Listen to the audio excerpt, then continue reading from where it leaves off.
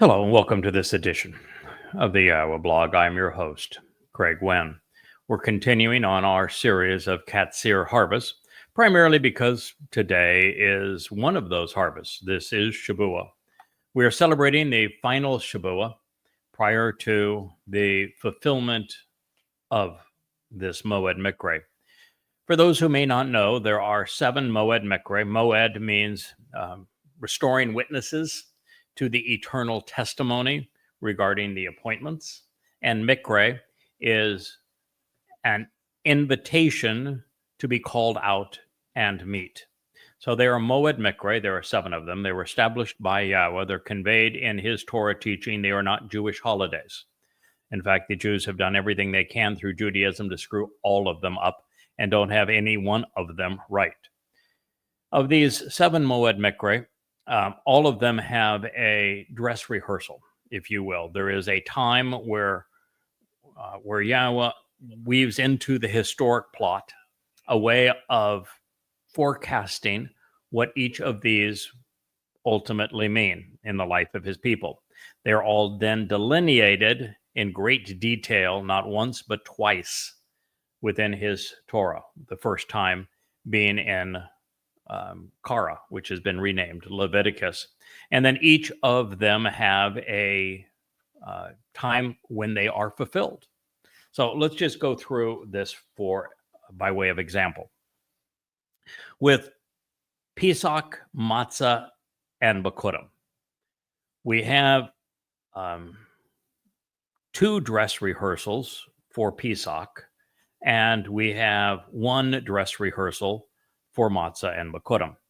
The first dress rehearsal for Pesach, Passover, is when Abraham and Yishak, his son, climb Mount Moriah on Passover to celebrate the purpose of that sacrifice, which is to enable the covenant's benefits. And while they're there, Yahweh says, don't take the life of your son. I'm going to provide the lamb. In other words, that lamb will be my son. There's only one person that Yahweh refers to as his son. His firstborn is Dod David. And it's not coincidental that Dod David wrote extensively about his fulfillment of Passover. He even described that he would be crucified on Passover 1,000 years in advance and 700 years before the Romans invented the form of torture that Dod vividly described in his 22nd Mizmor. So yes, the person who was crucified in 33 CE on Passover was King Dod in his second of 3 lives, not Jesus, because Jesus is nothing but a myth. The dress rehearsal, second dress rehearsal for Passover, but for Matzah and Bikurim as well, took place during the beginning of the Exodus. On the first night, while the children of Israel stayed in their homes, which means that Pesach has nothing to do with freedom, it has to do with life, Yahweh told them how to capitalize upon Pesach with the lamb. And they did so, and their sons were spared, providing life. Pesach is about extending life. And it's about the firstborn, which in Yahweh's case, his firstborn, Bakor, is Dod David by his own admission. Matzah is the time that the children of Israel were freed from religious and political corruption, the abuse that they suffered at the hands of the Mitzri, Egyptians. And so they were freed from these things on Matzah, which is to indicate to us that it is on Matzah that our souls are liberated from political and religious guilt.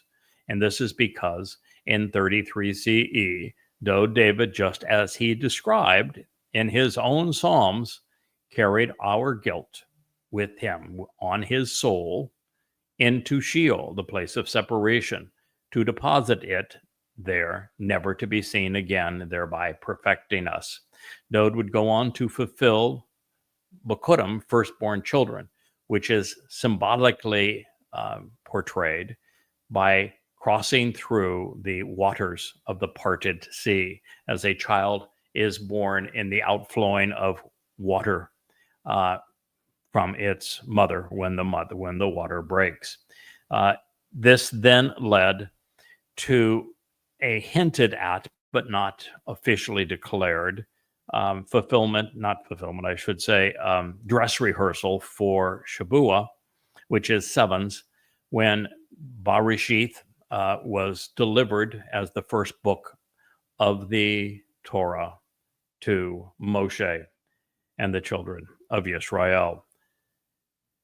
These are the dress rehearsals, if you will, for Pesach, Matzah, Bikurim, and Shabuah.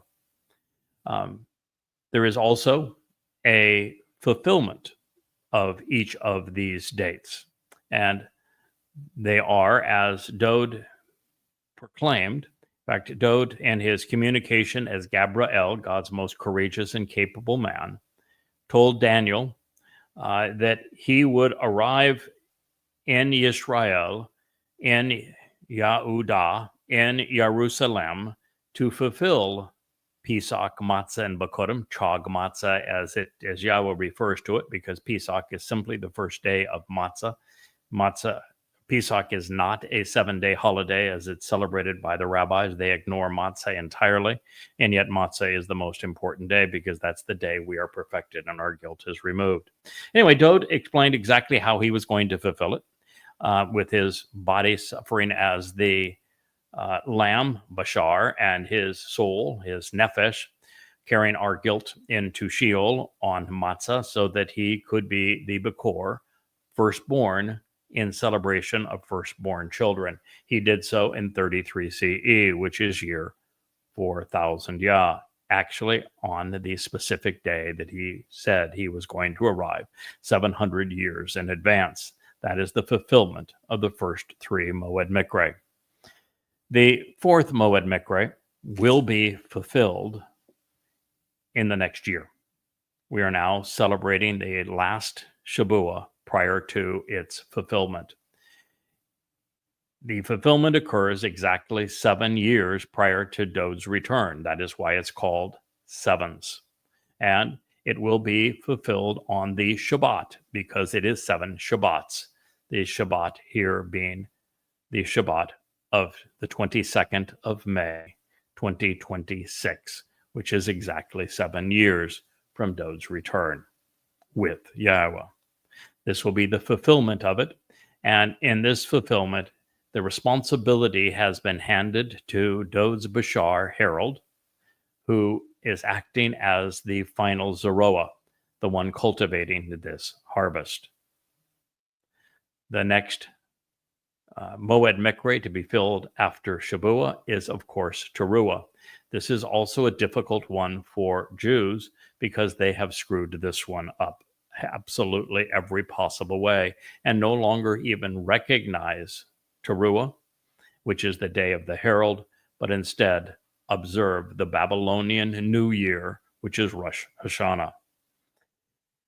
On this day, as the sun sets at the beginning of Teruah, will be the final gleaning of God's people. They will be the result of what Yada and Elia achieve during the final 3.5 years to bring additional Jews into the covenant family, and they will be whisked away from the earth into Shamaim. The following morning, the remnant of Yisrael who have survived the time of Yaakov's troubles, which extends from Shabuah to Teruah over the course of 7 years, will be gathered in Jerusalem, and all of those who have not returned to Jerusalem during this 7-year period, they are going to be gathered into one of 2 chariots by Yahweh, black or white. And the black will be the extermination, the end of their lives for the religious and the political, and for those who are still rebellious against Yahweh. And the white will be for those who are receptive to the benefits of what's known as the Adamah Parah, or the red heifer, who will be sacrificed on Teruah to the backdrop of a full solar eclipse on the 24th of September, 2033, which is year 6000 Yah. Elia, the one who served as master of ceremonies over the great religious and political debate where he condemned the religious and political within Israel, while orchestrating the sacrifice of the bull 2,888 years prior to this event, has been brought back for this exact purpose. He will serve as the master of ceremony for the sacrifice of the red heifer, the Adamah Parah, this bloody red man of the earth, who is so productive. Yahweh will do the honors in releasing the water and igniting the flames. Over that period, all enemies of Israel who have come to destroy Israel, that will be all the Muslim jihadists, that will be all of the Marxists who are aiding and abetting them, that will be all of the Christians who decided that they're going to have one last crusade, will all be obliterated by these searing flames, while Yahweh's remnant will be purged by them. And 10 days later, Yahweh and Dod return. There is copious amounts of prophecies, many, that explain that Dod is returning with Yahweh. That means there is no second coming of Jesus because there wasn't even a first coming of Jesus. Jesus is nothing but a product of identity theft and counterfeit. He never existed. Dod is the Messiah and the Son of God, according to God, who came to fulfill Pesach, Matzah, and Bikurim, and who is returning to fulfill Yom Kippurim. 5 days thereafter, we enter the grand celebration of Sukkah. We camp out with God for 1,000 years as the earth is returned to the conditions found in Eden, meaning there will be no religion and no politics. That is the fulfillment of the rest of the Moed Mikre. So I have given you the timeline that you can use to ascertain where you are and how you want to respond, even giving you the purpose of each of these days so that you might capitalize upon them. Today, we are completing our celebration of Shabuah. And this is why we've returned to present Qatsyr-Harvest, which is volume 5 of the Yada Yahowah series. You'll find all of the evidence for everything I'm saying, verifiable proof within the books presented at YAHOWAH.com. This, as I've said, is Qatsyr-Harvest, Volume 5 of the Yada Yahowah series. So since Yahweh agreed not to talk directly to his people, again, not until they return to him, which will not occur until year 2033. And this was per their request. They told God to shut up and go away. They didn't want to hear from him again during the Exodus. He has now chosen his choder, Nachri, and Bashar, Yada, to serve as the final Zeroah, to deliver these instructions. Quite frankly, God didn't want to have to suffer the indignity of having to reintroduce himself to you after how poorly you treated him the last time. And that's why he has delegated this responsibility to me. Now, it's not like he's saying, okay, kid, you do the introduction so that when they change, I can return. He's all in with this. He has given his choder the seventh Ruach of Yahweh to enable this. And we have worked at this now already 24 years, developing this vast reservoir of knowledge that sits in these books that you can see behind me. And it is the reason that after writing all of the books and being the first to come to have an appreciation of the entire portrait that God was painting of himself and of his people, that after doing so and presenting that to you, God said, now I want you to speak as if you were the books. You've written plenty. It's time to talk. And that is the purpose of the Yahowah blog. So God's perspective on all of this is that he is doing as he has always done. He has chosen someone through whom he he will communicate to his people.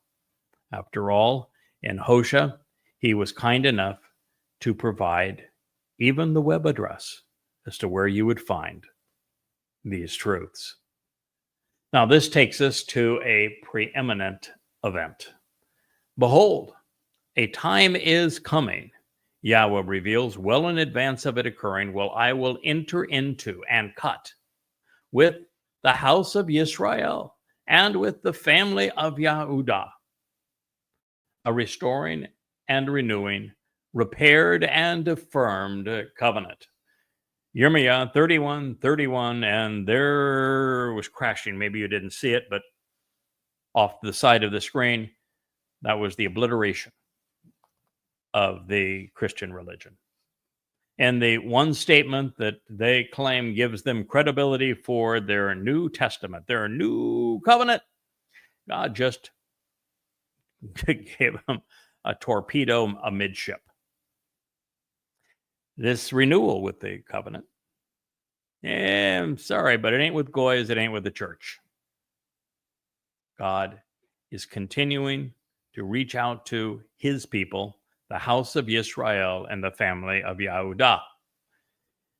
And these are the very people that the Christian New Testament blames for killing their imaginary gods so that they could demean and dehumanize them, so that they could rob every Jew of their promises, claiming that every one of those promises that God made to those dastardly Jews who killed our God now are suddenly ours.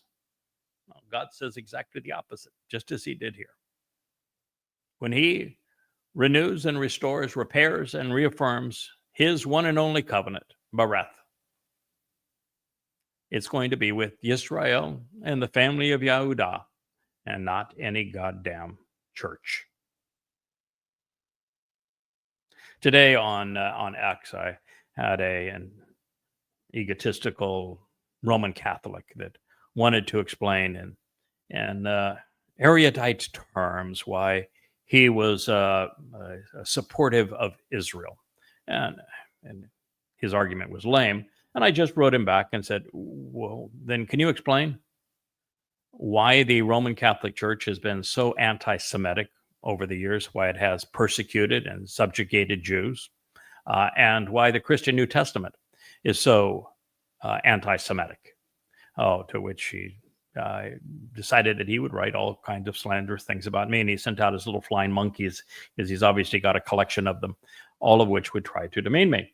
And I said, well, let's just deal with reality. The Christian New Testament blames Jews for killing their imaginary God. And it said that killing the Jews made their imaginary God so mad at the Jews that he decided to become capricious and renege on all the promises he had made to them and change all those promises to the Goy and their church. That's exactly what the Christian New Testament says. And they did it so they could rob the Jews of their inheritance. And beyond that, of course, the whole myth of Jesus is identity theft, robbing Jews of their Messiah and the Son of God. So there is no question that this is all true, that every aspect of this is verifiable and undeniable in the Christian New Testament. Oh, but they just don't want to deal with it. Well, I'm here to tell you God's dealing with it. The renewal of his covenant is with Israel and with Yehudah, and not with a Gentile church. End of story. No New Testament. Of course, the New Testament's a pile of shit. All it does is contradict and annul God's plans through his Torah and with his people and through his Messiah. Well, this, of course, is the best possible news for Israel and Yehudim. Their estrangement from Yahweh will soon be resolved. But, of course, it's devastating for Christians. The covenant formed with Abraham and Sarah, then affirmed with Yishak and Jacob, will be renewed and affirmed with their descendants, Israel and Yehudim. This means that Yahweh will re-engage with his people on the basis of the original, one and only Bereth covenant, as explained in Bereshith. the Genesis narrative of his Torah instructions. Therefore, we can depend upon the same 5 conditions and 5 benefits that the Genesis narrative presents. They will be upheld. And the first of these requires disassociating from all things Babel. And there is no religion in the history of religion as Babylonian as is Christianity, rife with their dying and resurrecting God, with a God having a God Son, with them having a Trinity, with steeples and with a cross. These are all Babylonian myths. As is Mary, the Mother of God and the Queen of Heaven. She's Babylonian too. Even Bible comes from Babel. Same word.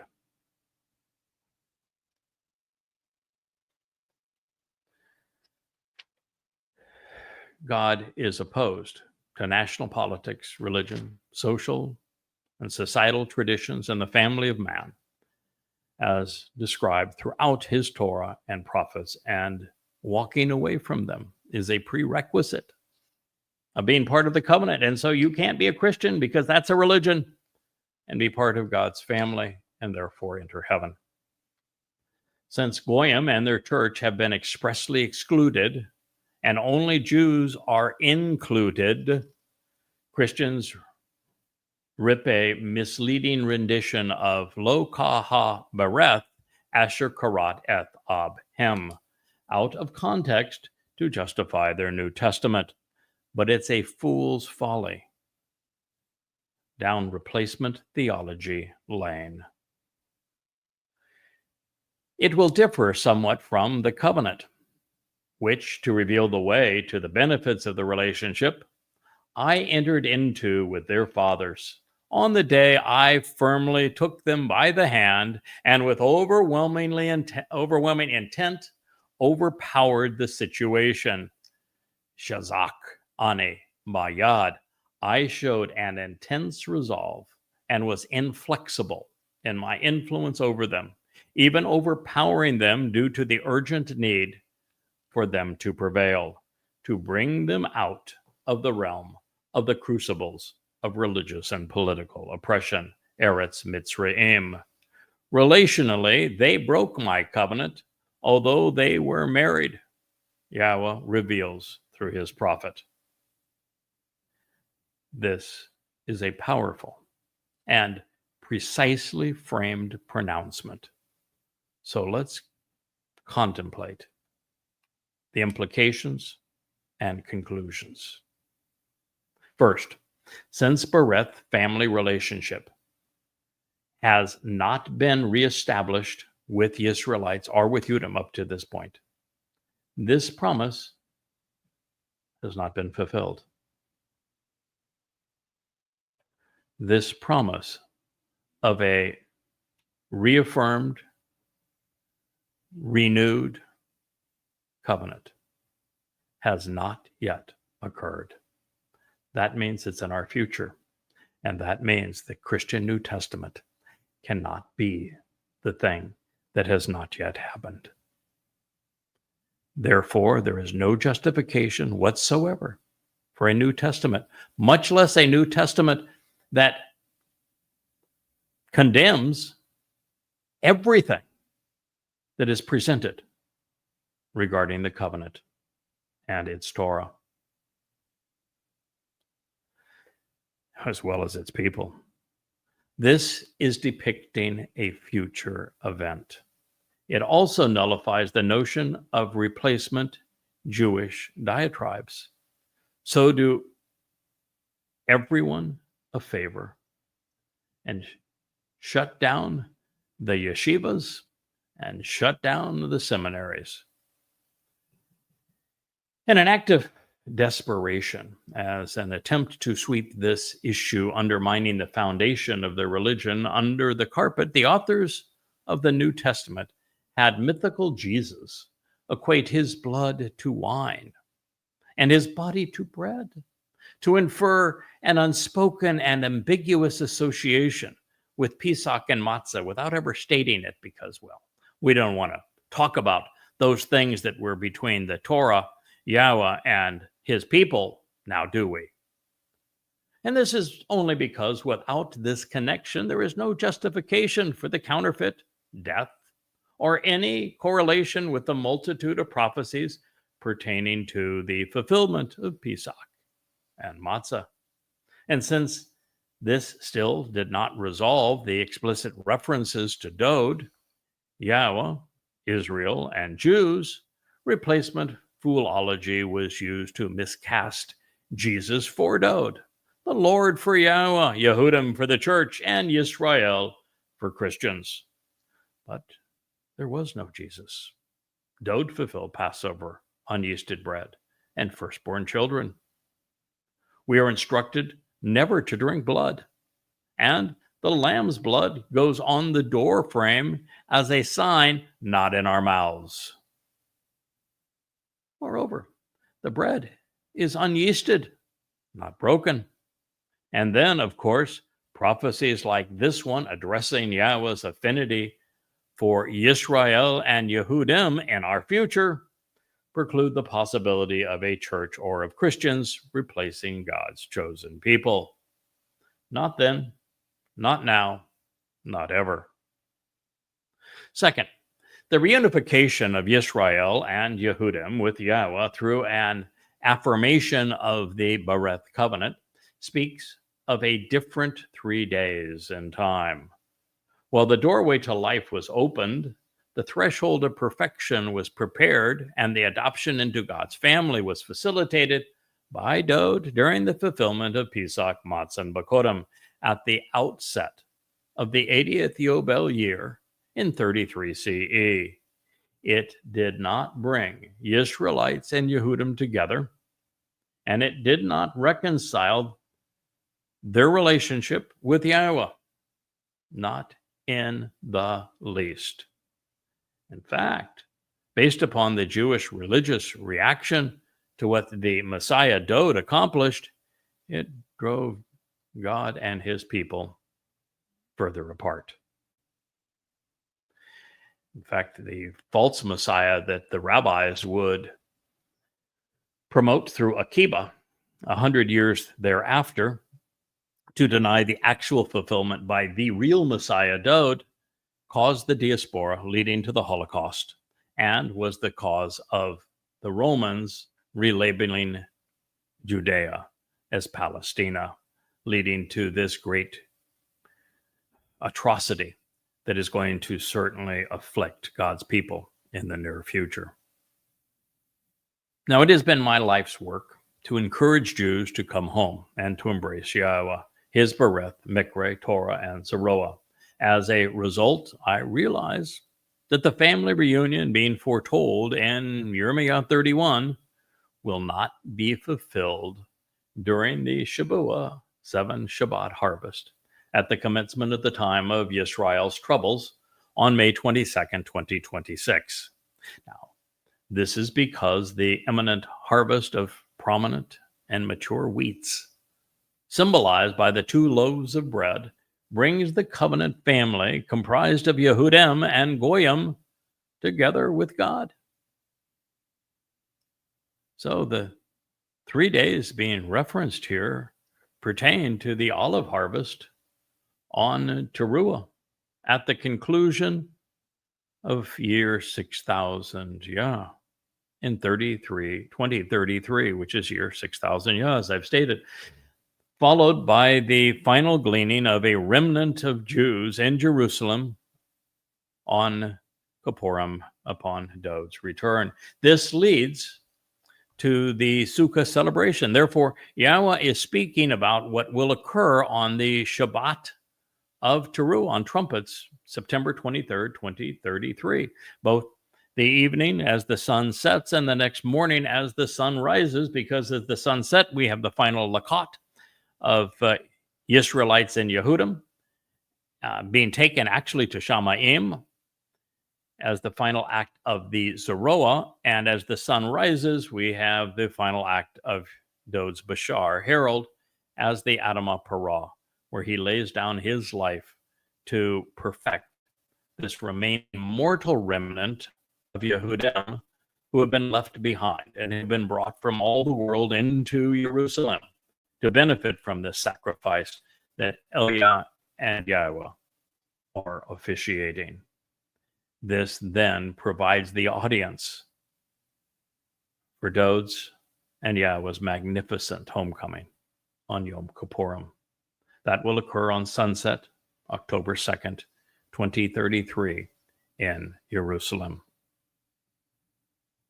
Of course, then we return to the Garden of Eden on the Shabat of October 7th, year 6000 Yah.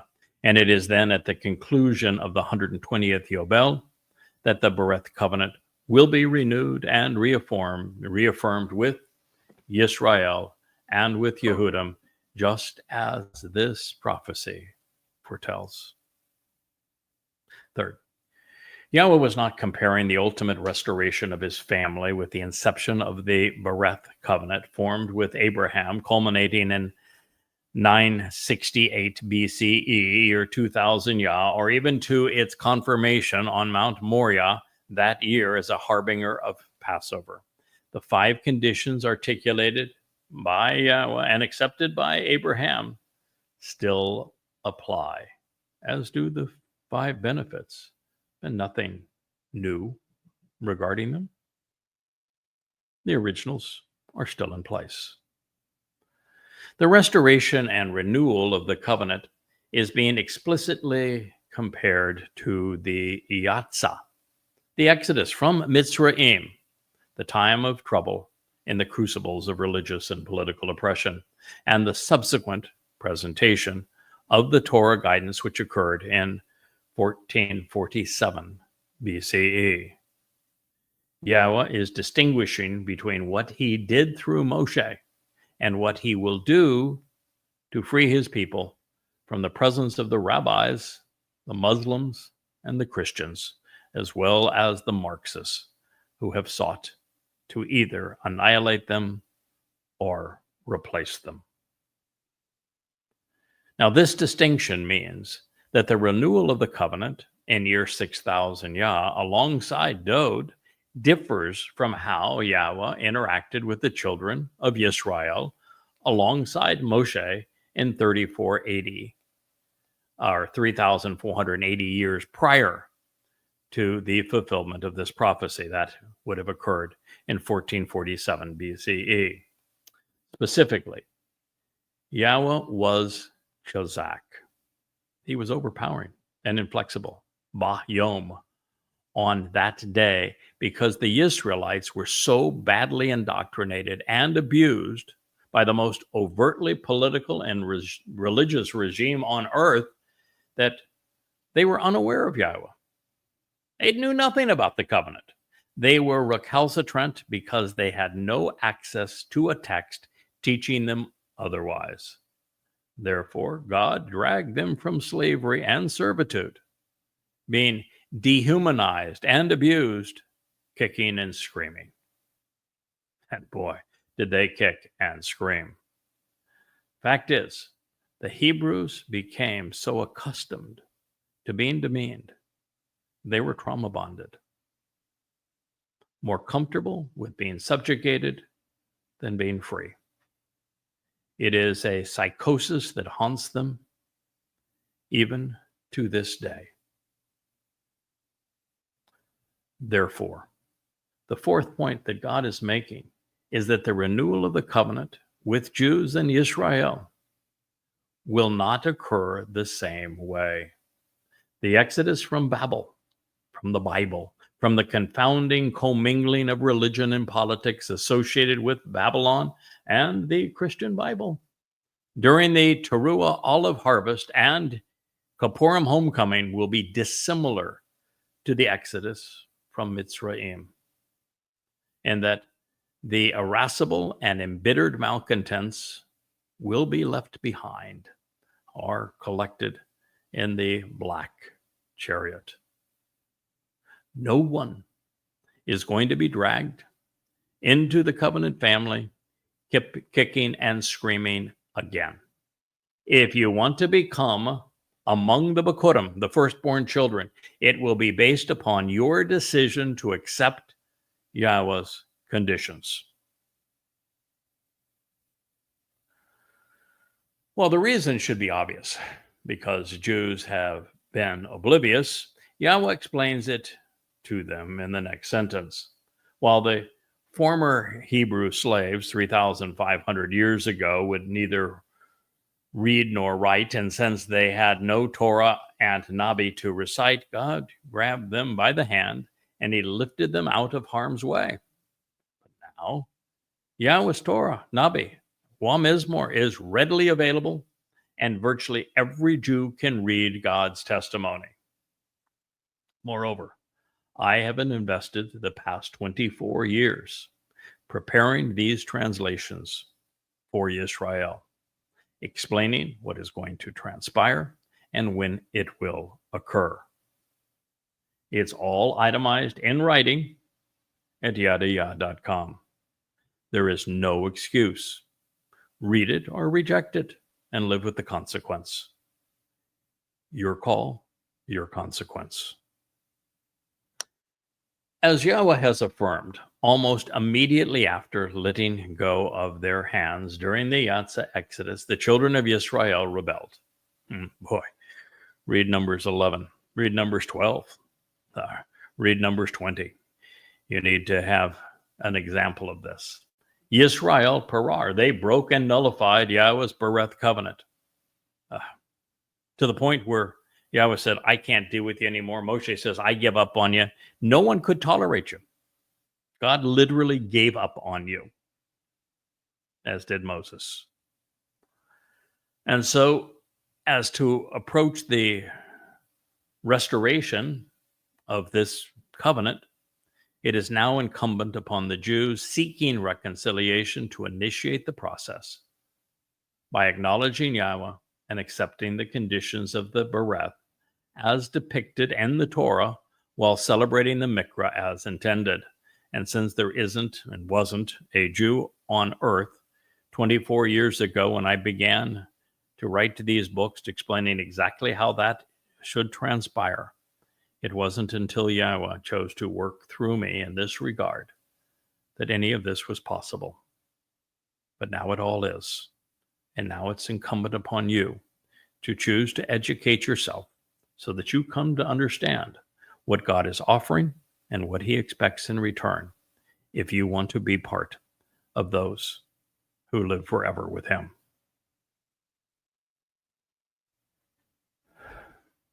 And should you be interested, but not yet familiar with these instructions, you will find every answer you seek in the 35 volumes presented in these books behind me, freely offered at YADAYAH.com. The name says it all. Yada means to know, to be familiar with, to acknowledge, and to understand. Yahweh. I'm so desirous of getting your attention. I'm tone deaf and rhythm impaired, and yet nevertheless, I'm writing songs to elicit a response. So be forewarned, you will not be prevailed should you remain influenced by religion or politics. Remain reluctant, unaware, or uncertain. That is the message being conveyed in this prophecy. Also, let it be known, the Talmud is not the Torah. For this reason, this is the covenant, which, to enjoy the benefits of the relationship, I will cut with the house of Yisrael. After that, and then without hesitation, prophetically declares Yahweh, I will provide placing my Torah, my guidance and teaching within them, and integrated into their ability to make decisions. I will write it, and I will be their God, and they shall be my family. Yirmiah 31:33. Wow. And it's amazing that with statements like this, that I can get pushback and denial, even abuse from Christians, when you tell them that their religion is a complete and utter farce, and that the Christian New Testament has no justification, that God himself condemns it. But that is the only rational and informed conclusion. It is impossible, ladies and gentlemen, for God to have inspired a New Testament that contradicts and annuls, even condemns, his original and only covenant and the Torah in which it is provided, to return to the Torah and then write its guidance inside of our very nature, integrating his teaching within us. You can't have annulled the Torah and then come back to it, unless your God is an unreliable, capricious nincompoop. And considering the fact that the Christian God, fits on a dead God on a stick, I think we've found the nincompoop.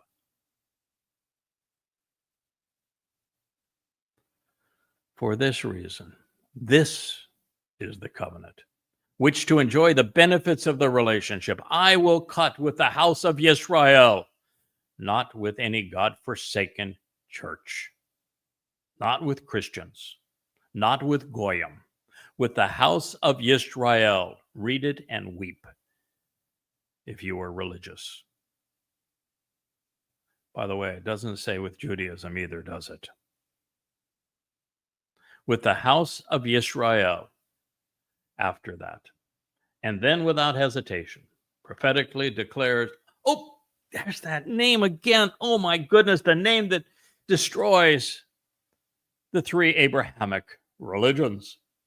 The three religions that are so afraid of God's name, they won't even speak it. And if I speak it, they, whoa, go all nutsoid. Why? Because Yahweh's name destroys Christianity, Islam, and Judaism. It is outlawed in all three of those religions. It is banned from all three of those religions. It is not mentioned or included in any one of those religions. And if you do not know and include Yahweh's name, you are not with Yahweh. Yahweh does not know you, and he has nothing to do with you. This is the name to end all religions. It ain't Jesus who's coming back. It ain't Allah who claims to be a God. It isn't Hashem.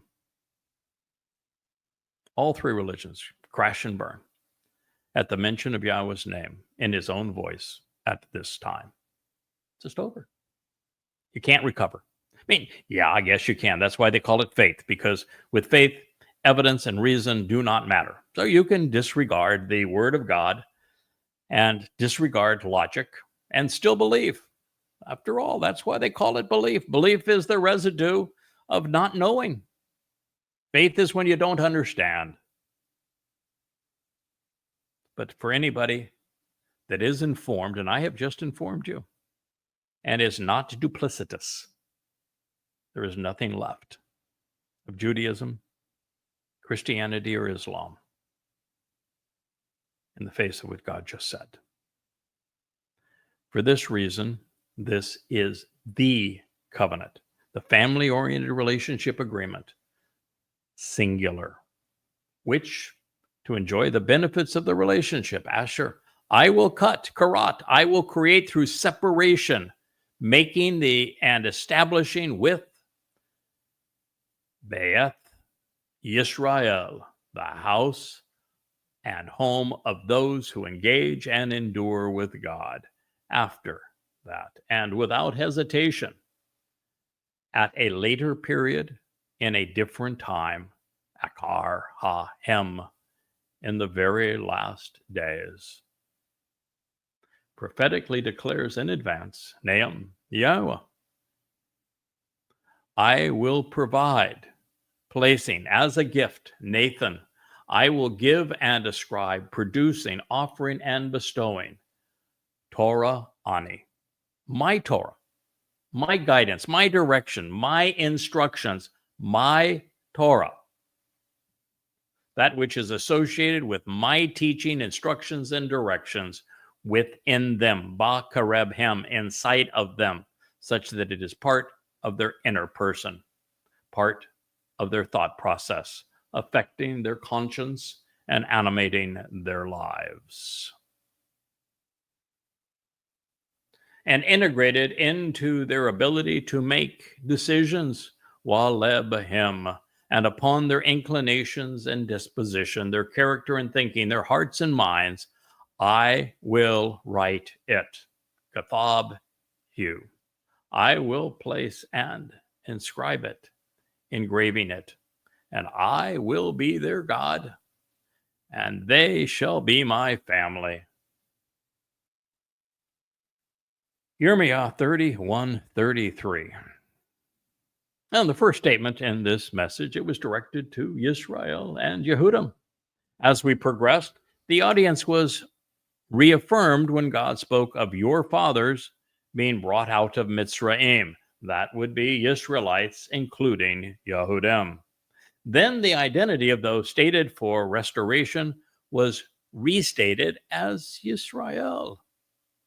Therefore, the preeminent pronouncement required by Christians to justify their New Testament clearly does not apply to them. But by the same token, with the incorporation of the Torah into the lives of God's children, Talmud toters are also excluded.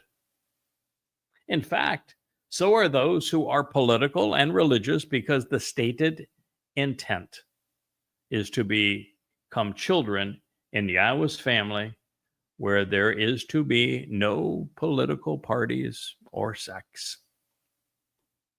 Now, should you be curious as to why Yahweh will be able to integrate his Torah, and I want to just back up a second. Do you have any idea why Yahweh went from Yehudim and Yisrael to reaffirming that with identifying the people that were brought out of Mitzrayim, which would have been the children of Yisrael, to just mentioning Yisrael and no longer mentioning Yahudah in the summation statement here? Do you know why that's the case? Because this is occurring on the day of reconciliations, Yom Kippurim. Reconciliations is plural. There's two forms of reconciliation that are commencing at this time. One is the integration of Yisrael and Yehudim back as one. They were split in two not long after Solomon. And the northern kingdom of Yisrael and the southern kingdom of Judah were enemies. And then the northern kingdom, the 10 tribes of Yisrael, were attacked by the Assyrians and hauled away into slavery. They became the lost tribes. Yehudah continued to survive, but with ongoing assaults by the Babylonians, and then the Macedonian Greeks, and then the Imperial Romans, and then the Roman Catholic Church. And on it goes, by the Ottomans, by the Muslims again, now by Europeans and the Roman Catholic Church again, and by Nazis, and now by Marxists and Muslims all over again. But were separated. God says, no, they're no longer separated now. Yisrael incorporates all 12 tribes. They're all back together. That's why that's the case. So now that we've cleaned up that detail, should you be curious as to why Yahweh, and I thought this was fascinating, and I've studied it at considerable length, why Yahweh will be able to integrate his Torah guidance into the lives of his covenant family, literally writing it inside of us at this juncture, but could not do so previously. What's the answer? Why? Why didn't Yahweh just do away with the whole Torah thing, which is as a scroll, which Jews now carry around and parade around like it's a whore? Why not just integrate it? Answer is free will. God sought to place his Torah inside of the children of Israel 3,500 years ago, it would have been against their will, just like talking directly to them was against their will. And it would have precluded anyone from being able to reject him, which is incompatible with a loving relationship. However, now that every recipient has arrived at their own discretion and chosen to be directed by the Torah, chosen to benefit from the Shabat, Towrah, harvest, and the Kippurim homecoming, it is the perfect adjunct to guide us through the expansive realm of space-time and then into the 5th, 6th, and 7th dimensions. We are going to need considerable guidance as to how to make informed and appropriate choices as we gain all of this additional capability. And therefore, the Torah is being written inside of us. And it also needs to be written inside and becoming part of the lives of this mortal remnant of Israel, who will be there to celebrate Yom Kippurim. But be clear, for Yahweh to write his Torah inside of the lives of his people, there can be no church and there can be no New Testament. There is no rational possibility whatsoever for there to be either. And therefore, the only way for you to continue to be a Christian is to be ignorant and irrational. Now, they have faith for that. And if you're comfortable believing that which cannot be true, that is your choice. But at least you have been forewarned.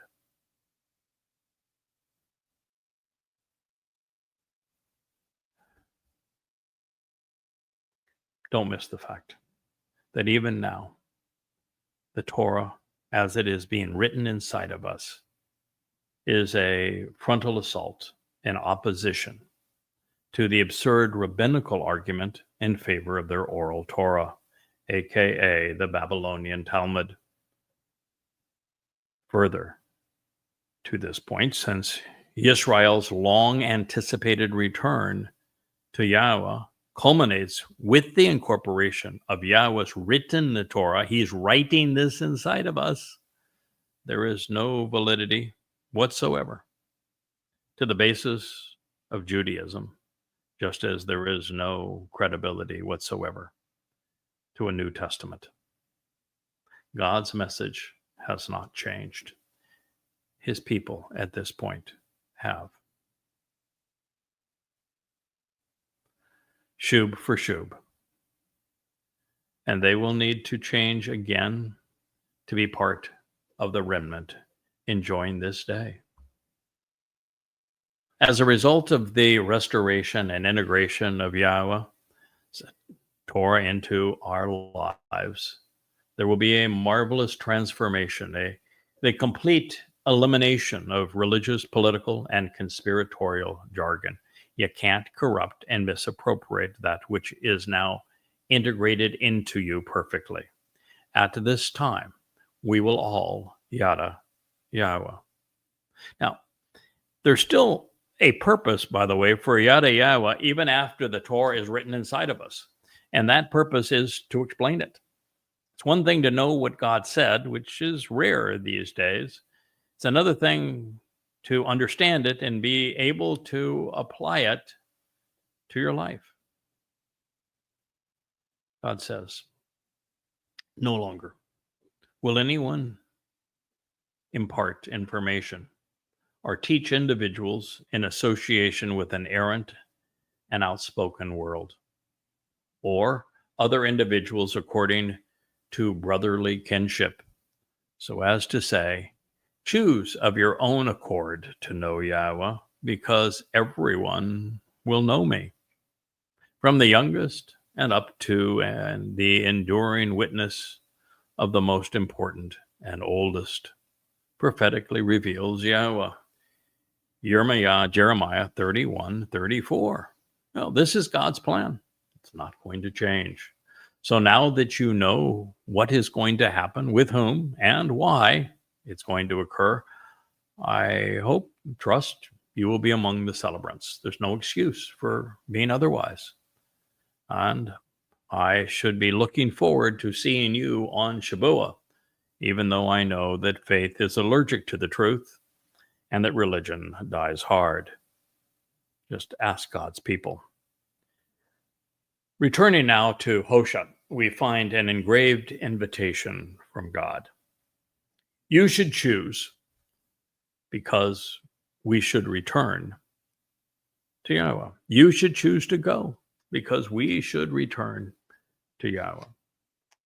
There is a two words here, two verbs that need further illumination. The first is halak. You should choose to go. Of your own volition, you should walk and explore, being willingly led. It was written in the imperative mood, which means that it is stated under the auspices of second person volition, speaking of you. You should choose to go, to walk. The reason, and it's go to Yahowah, because in the covenant, the first condition of the covenant is to walk away from Babel, from religious and political corruption. So this is the antithesis of that, putting you in the right direction versus the wrong direction. And this next statement is also indicative of that, where it says you should return to Shub, because it's in your interest to turn around and change, to restore and reestablish your relationship with Yahowah, not with Hashem, not with the Lord, not with Jesus, not with Allah, not with a Christ, with Yahowah. If you're not restoring your relationship with Yahowah, if you're not walking to Yahowah, then you are walking away from him and disengaged from God. It is also interesting to note that this fulfillment of the time when the Torah will be written inside of us is on Yom Kippurim. Yom Kippurim is the most important mikre for Yahowah, while Chag Matzah is the most important mikre for us when we are perfected by God. That is the time we walk to God and become perfect. So by choosing to walk to God as opposed to walking away from him through religion, we are perfected. If you go through that open door to life of Passover and pursue that path to God, and you walk to him along the path of the Moed Mikre on Matzah, you would be perfected, and this would enable you to participate in Bikurim and return to Yahowah, such that you are there to participate on Yom Kippurim, the day of reconciliations with Yahowah. Yahowah is the Almighty's proper designation, pronounced as instructed in his Torah, which he's writing inside of us. And it is based upon his Haya existence and his role in our Shalom, reconciliations, as our Eloah, God. I shared those words because they all teach us the proper pronunciation of Yahweh's name. For he has torn us away for a time so that he can heal us for all time. He has thrust us aside, but he will wrap himself around us. Hosea, he provides. Hosea 6:1.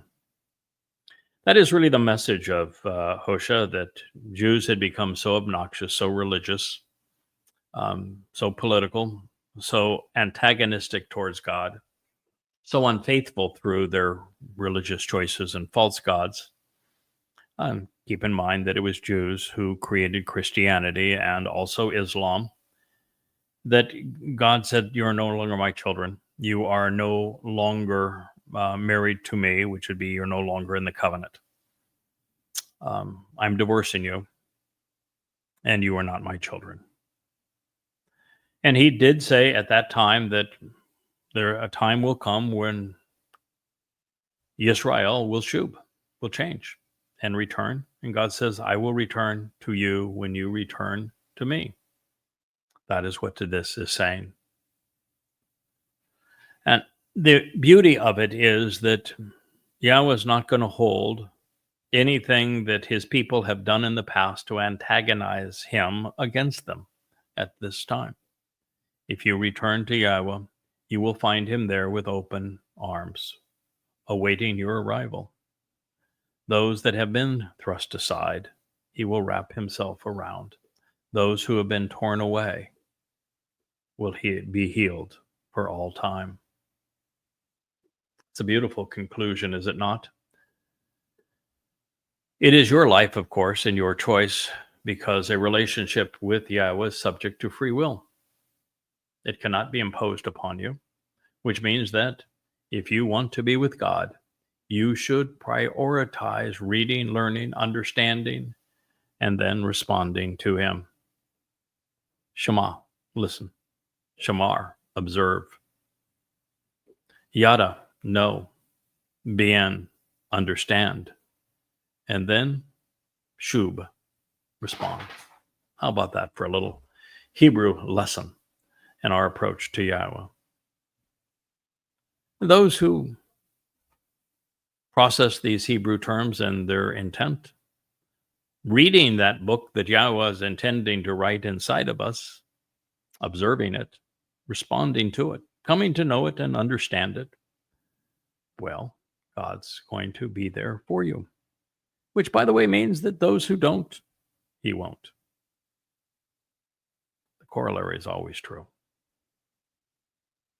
Unfortunately, for most of the past 3,000 years, Jews have been halakking away from Yahweh in the wrong direction, becoming more religious and political. Boy, is it true today with progressive Marxists marching in opposition to Israel and in favor of the very Muslims that would destroy them and murder them. And you have the Haredim as nothing but religious parasites antagonizing God. 20 to 25% of Jews on either side of these extremes. And of course, that's why they were pushed away and it remained estranged. The single most repetitive theme throughout the Torah and the Psalms is that God hates religion. I had a fellow on X that with an MJoy mocked the website URL, goddamnreligion.org, and not knowing, of course, that God hates religion and that goddamn religion is a sentence. It means God separates himself from the religious. God hates and condemns religion. It's the single most repetitive theme throughout the Torah, the prophets, and the writings. Now, we should be cognizant as well that Yisrael and Yehudah are not being invited into the home of Adonai. There will be no Hashem greeting anyone, or a G-D.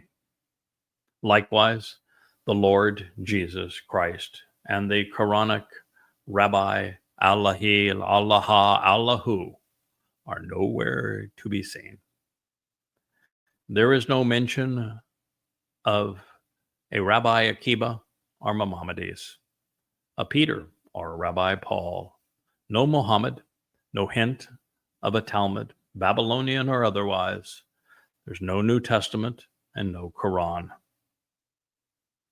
This journey is through words. It travels back in time to the formation of the Bereth as it was conveyed through the Torah and forward through the fulfillment of the Moed Mikre and the revelations of the Nabi. The chosen people are called to halak, walk with Yahweh, and to shub, return to the covenant. As a vine dresser would do in a vineyard, the diseased and rotten trindles will be pruned so that the vines can be restored to health. It's time for healing, a vibrant new growth in a disease-free environment. Love and fellowship will replace anguish and infidelity. Yahweh's remedy for the consequence of religion, his means of restoring his relationship with those who abandoned him. is Pesach and Matzah, leading to Bikurim. Shabuah follows for the covenant family comprised of Yehudim and Goyim. And then for those who missed these fulfillments, the final opportunities are Towrah and Kippurim, and most especially the first evening and day of Towrah, the final gleaning and the sacrifice of the red heifer, so that a remnant of God's people are there in Jerusalem celebrating Dod's homecoming as their king, and such that we can all participate and enjoy camping out with God for 1,000 years during the celebration of Sukkah, from year 6,000 to 7,000 Yah. In each case, the first two Mikre result in the third and enable the others. And while all of that is true, this particular prophecy depicts that which will occur as the final three Moedim are fulfilled in the 7th month of the Yobel year of 6,000 Yah. I will share this next line with you, and we will pick up God's story at this place in our next edition of Qatsyr-Harvest. But I wanted to share this much with you because, well, we are still celebrating here in the middle of the sea, although it is now over for God's people in Jerusalem, depending on which day, of course, they decided to celebrate the beginning of Shabuah. It's interesting this year that you could have picked, as we did, the second or the third, or the first or the second of June in this year, based upon the astronomical or the observational method of timing. So I would have no question or no concern of people celebrating Shabuah this evening and through sunset tomorrow, while we celebrated it at sunset yesterday, and through will be through sunset today, which has not yet occurred in the midst of the Caribbean Sea. But I know that Israel is 7 hours before. It's 4:49 p.m. here. So it's 11:49 in Israel, and long after the sun has set. This statement reads, through 2 days, he will choose to revive and sustain our lives. On the third day, he will establish our restoration, encouraging and raising us so that we can stand up and endure. Then we will live in his presence. I had once thought that the 2 days leading to a third would have simply been Pesach and Matzah leading to Bikurim. But I don't think that's the case. Well, I recognize that anyone who capitalizes upon those 2 days and celebrates them correctly, as Pesach opens the door to life and Matzah perfects us, and as Dod's Bashar body came in the second of 3 lives to fulfill Passover as the lamb, and then had his nefesh soul carry our guilt into Sheol so that we could become God's children, be enriched and empowered by him, and become an eternal members of the covenant family, standing with him forevermore. Yes, that's all true. However, so few people capitalized upon it. Most Jews have denied it. And this is a prophecy of a future. This is the time when Jews are finally healed. They have not been healed up to this point. There has been no embrace of God's people up to this point. They are still alienated from God. They are still political. They are still religious. So these 2 days have to be Towrah and Kippurim in year 6,000 Yah. We're dealing with the day of the herald and the day of reconciliation, Yom Towrah and Yom Kippurim.